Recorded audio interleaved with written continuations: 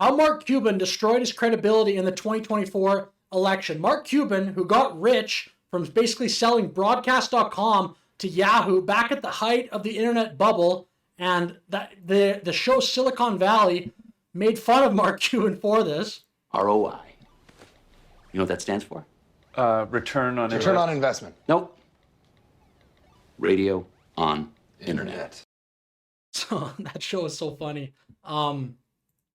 Now, Mark Cuban, though, before even the 2024 election, I would wonder why this guy was taken seriously on all these shows, because in my opinion, he just gave the most garden variety business advice.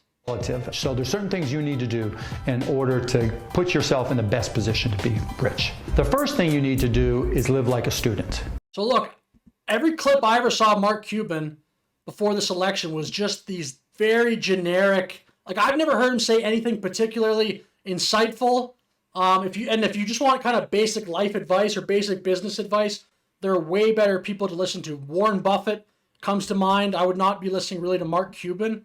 I think he's essentially known as basically one of the luckiest people. He just sold that company immediately after almost he sold that company Yahoo. The company crashed. But I mean, good for him. I guess he became a billionaire. But people were making fun of how Mark Cuban basically started to look like Rachel Maddow. He is talking about for a second term, and what we saw in his first... And he does. I mean, that's a crazy clip. That side by side is hilarious. And aside from this, Mark Cuban, at one point, it almost looked like he was running for president on the Democratic side. If you remember, he was going on all these shows, way more shows for a long time than even Kamala Harris was, certainly Tim Walz.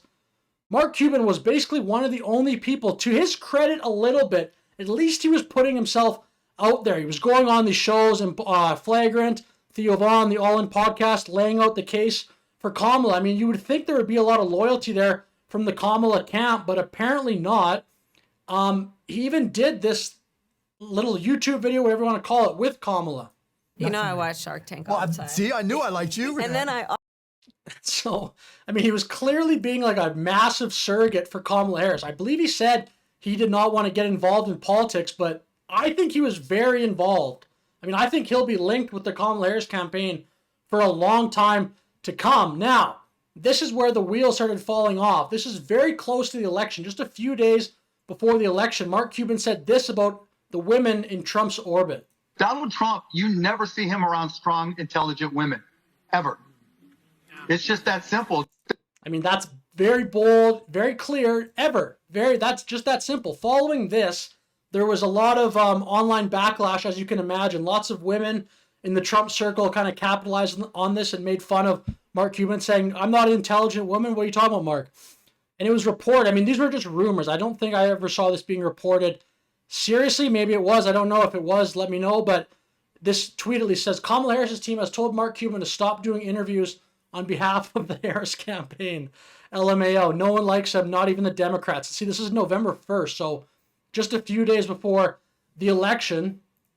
And then, to make matters even worse, I think this, in a sense, kind of confirms the fact that there was a rift between Kamala and Mark Cuban, which is kind of ridiculous from Mark Cuban's point of view. This guy put it all out there for you. He was, again, the crazy part of this election, I thought, was Trump had people like Tucker Carlson, RFK Jr., Tulsi Gabbard, J.D. Vance, he had Vivek. He had so many people going on all these shows selling Donald Trump. Kamala Harris had nobody. She had Mark Cuban. That's literally the only person. Then she had other celebrities, but at least Mark Cuban could talk about the policies. I don't agree with what Mark Cuban is saying in general, and I do not think he is the smartest person in that circle, but again, yeah, Donald Trump had Elon Musk. All the Democrats had was Mark Cuban. At least he was trying to lay out the case. And then they just took, there's clearly a problem because following the election, Libs of TikTok says Mark Cuban is apparently deleting a bunch of his pro-Kamala posts. What's going on? Mark Cuban confirms this. I've always gone back and deleted tweets for years. Same with 2020. I mean, this is clearly a cope, but I mean, it looks certainly like there's a problem. And I just think the way that Mark Cuban was mistreated after doing all this media for Kamala Harris is amazing.